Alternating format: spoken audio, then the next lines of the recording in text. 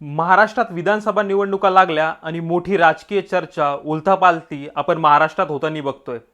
आणि ह्याच उलथापालथीमध्ये आजचा हा विधानसभा निवडणुकांमध्ये अर्ज मागे घेण्याचा शेवटचा दिवस आणि ह्या शेवटच्या दिवशीच कोल्हापूरमधला एक मतदारसंघ मोठा चर्चेत आलाय, तो म्हणजे कोल्हापूर उत्तर हा विधानसभा मतदारसंघ।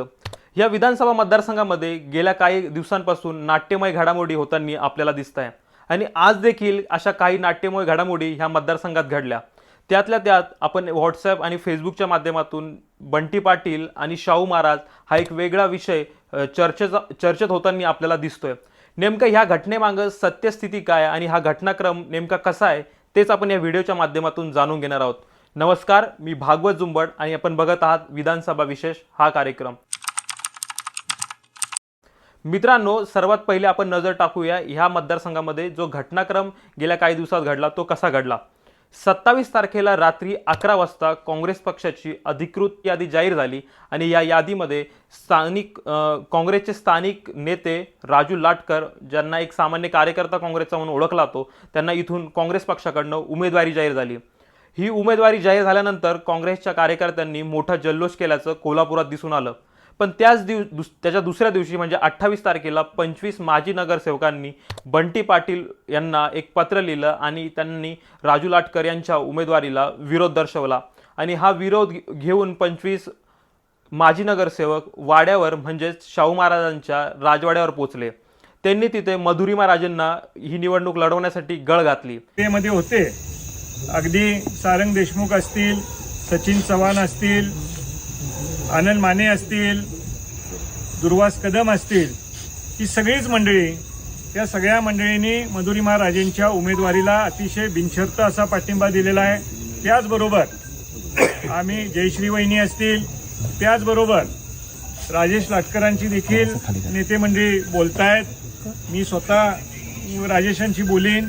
मी काय म्हणजे आपली उमेदवारी ही मी आत्ताच सांगितलं, कोणाला कमी लेखण्यासाठी किंवा कोणाला हे करण्यासाठी नाही आहे, पण एका वरिष्ठ स्तरावर काही विचारविनिमय होऊन जो काही निर्णय झालेला आहे त्या निर्णयाचं मी पालन करण्याचा निर्णय घेतलेला आहे। त्या अनुषंगाने आणि या 25 नगरसेवकांचा ऐकून त्या ठिकाणी निर्णय बदलून काँग्रेसची उमेदवारी बदलण्यात आली।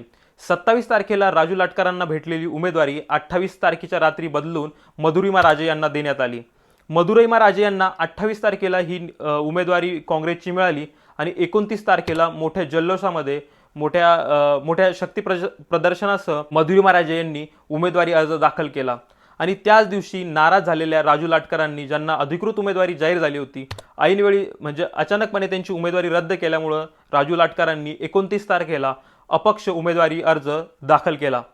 त्यानंतर घटनाक्रम असा की 30 तारखेच्या नंतर 31 तारखेला काँग्रेसच्या ह्याच मतदारसंघातल्या विद्यमान आमदार जयश्री जाधव यांनी शिंदे गटामध्ये प्रवेश केला। त्यानंतर राजू लाटकरांना मनवण्याचे प्रयत्न काँग्रेसकडून सुरू होते। त्याच दरम्यान शाहू महाराज छत्रपती, मालोजी राजे आणि मधुरिमा राजे यांनी स्वतः राजू लाटकरांची भेट घेत समजूत काढण्याचा प्रयत्न केला होता। कदाचित ते माघार घेतील अशी दाट शक्यता, अशी मोठी चर्चा ह्या मतदारसंघामध्ये नव्हेच तर कोल्हापूर जिल्ह्यात आपल्याला बघायला मिळत होती। त्यानंतर आज माघार घेण्याचा 4 तारखेचा दिवस उलटला आणि सकाळीच राजू लाटकर नॉट रिचेबल झाल्याचं दिसून आलं। तेव्हा बंटी पाटील यांनी सकाळीच राजू लाटकर यांच्या घरी जाऊन भेट घेण्याचा त्यांचा प्रयत्न केला, पण त्यांच्या घरी भेट झाली नाही, कारण राजू लाटकर हे अज्ञातस्थळी निघून गेल्याची चर्चा ऐकायला मिळाली।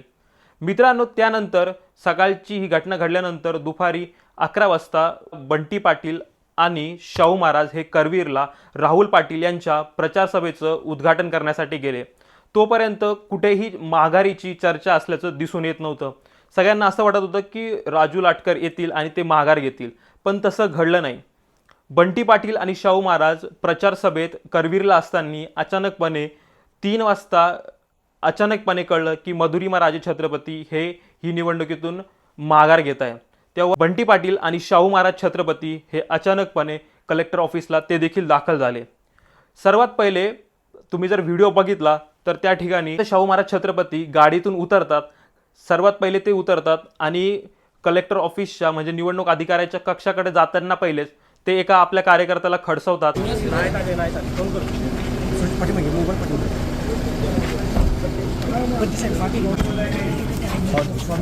झेंडा घेऊन चालला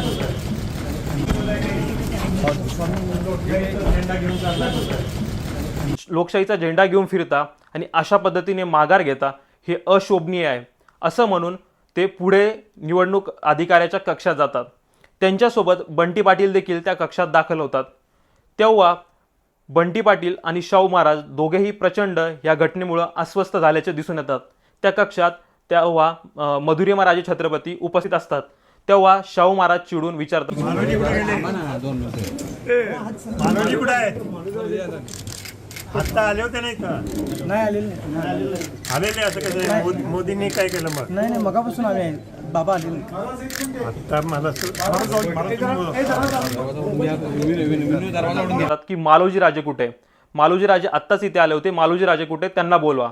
तेव्हावरून हे लक्षात येतं की शाहू महाराजांनी जेव्हा खाली कार्यकर्त्याला खडसावलं की अशा पद्धतीने माघार घेतात आणि मालोजी राजांवरती ते चिडल्याचं दिसून येतात. यातून शाहू महाराजांना हा प्रकार आवडलेला दिसत नाही. तेव्हा बंटी पाटील देखील शाहू महाराजांची चर्चा करताना किंवा ते आक्रमक होऊन बोलत असताना म्हणतात की महाराज याच्यावरती आपण अगोदरच निर्णय घ्यायला पाहिजे होता, माझी फसवणूक झाली. तेव्हा त्याला उत्तर देताना शाहू महाराज देखील म्हणतात की हो, आधीच निर्णय घ्यायचा होता नाही म्हणून आम्हाला काय अडचण होती, आधीच निर्णय घ्यायचा होता ना नाही म्हणून अगोदरच निर्णय घ्यायला पाहिजे होता. तेव्हा मधुरिमा राजेंना मालोजी राजे त्या कक्षातून बाहेर घेऊन जातात आणि बंटी पाटील आणि शाहू महाराज बाहेर पडतात. चिडलेले बंटी पाटील तेव्हा तिथल्या ज्या कार्यकर्त्यांनी तेव्हा राजू लाटकरांच्या उमेदवारीला विरोध केला होता तेव्हा त्यांना खडसवून म्हणतात की ज्यांनी ज्यांनी आग लावली आहे त्यांना सांगतो की तुम्ही हे चांगलं नाही केलं. ते बरोबर नाही हं. अजिबात बरोबर नाही. लक्षात ठेवा, तुम्हाला सांगतो मी जेवढ्याने आग लावली असेल की नाही तेवढ्या सगळ्यांना सांगतो. बंटी पाटील खाली उतरायला लागतात. तेव्हा त्यांना तिथले जे स्थानिकचे नगरसेवक त्यांनी जेव्हा विरोध केला होता, जेव्हा राजू लाटकरांना उमेदवारी जाहीर झाली होती, त्यांच्याकडे बघू दम नव्हता तर उभं राहायचं नव्हतं ना. मग हा मी पण दाखवलं असतं माझी ताकद. त्यांच्याकडे बघून बंटी पाटील म्हणतात की तुम्ही जर तुमच्यात हिंमत नव्हती तर निवडणूक लढवायची नव्हती. याचा अर्थ की तुम्ही मधुरिमा राजे किंवा मालोजी राजे यांना मनवायचं नव्हतं जर त्यांना निवडणूक लढवायची नव्हती.